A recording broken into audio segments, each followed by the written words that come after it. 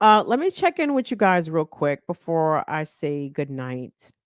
And there was something that I actually wanted to share with you guys, and it's kind of got me feeling a kind of way. Hold on, let me get into the chat and see what's going on here. Do me a favor, like the video, subscribe to the channel, join us, become Fire Fam if you don't mind. We would appreciate that. Thank you guys so much for all you do. So, those of us of a certain age are familiar with Tom Joyner, right? Oh, black people of a certain age, of course. Do white folks know who Tom Joyner is? I have so many questions for white folks as of late. Do white folks eat salmon cakes? Does anybody know? Has anybody done the research? There was something else I was curious if white folks ate, and I was unclear. It was salmon cakes and something else. I'm like, do white folks eat salmon cakes? Nobody knew the answer that I asked. So anyway, white folks, tell us, do y'all eat salmon cakes? So Tom Joyner is a well-known black radio personality. He was known as the Fly Jock because he had shows in this city and that city at the same time. He was nationally syndicated. I don't think his show airs any longer, but he still has a very big brand and very big imprint. I would say for especially black folks over 60, I wouldn't even say 50 at this point. I would say Tom Joyner is killing them in that 60 and 65 and over crowd. Like he got them on lock, right? So anyway, part of Tom Joyner's shtick is to do these fantastic voyage cruises, right?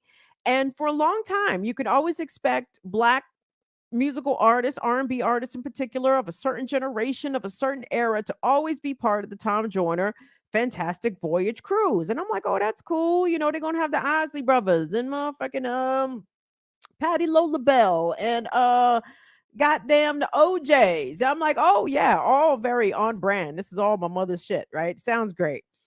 So I just so happened to hear the commercial for this year's Tom Joyner Fantastic Voyage. And it's this is how the commercial came on. Tom Joyner's Fantastic Voyage. It didn't sound that corny, but and they started running down the list of artists. It's gonna be who was it? Shaka Khan and Earth, Wind, and Fire. Redman and Method Man. Skirt? I'm sorry. Who? Who's going to be on the Tom Joyner Fantastic Voyage? Did you say Redman and Method Man? My niggas is on the Tom Joyner Fantastic Voyage. Yo, I was stunned into silence and my feelings was a little hurt. Kim, why was your feelings hurt? My feelings was hurt. It's because Tom Joyner Fantastic Voyage is for old niggas. Okay? Period. That's it. Always has been for old niggas. 25 years ago, the shit was for old niggas. Okay? Redman and Method Man do not qualify as old niggas because if Redman and Method Man qualify as old niggas, that means I qualify as old niggas. And guess what? I am not Tom Joyner Fantastic Voyage fucking years old. Okay? I ain't. I ain't.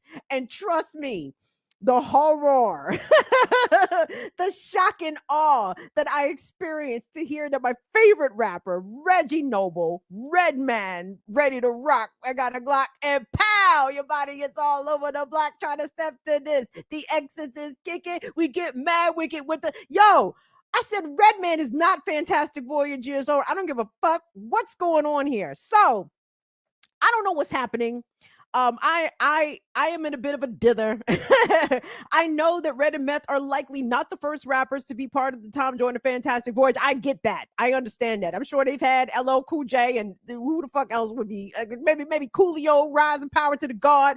I'm sure you know what I'm saying. I know they've had rappers before. Now, Red and Meth, Red and Meths are going to be on the Tom Joyner Fantastic Voyage. And I don't know how to feel about it, y'all. I don't know how to feel about it.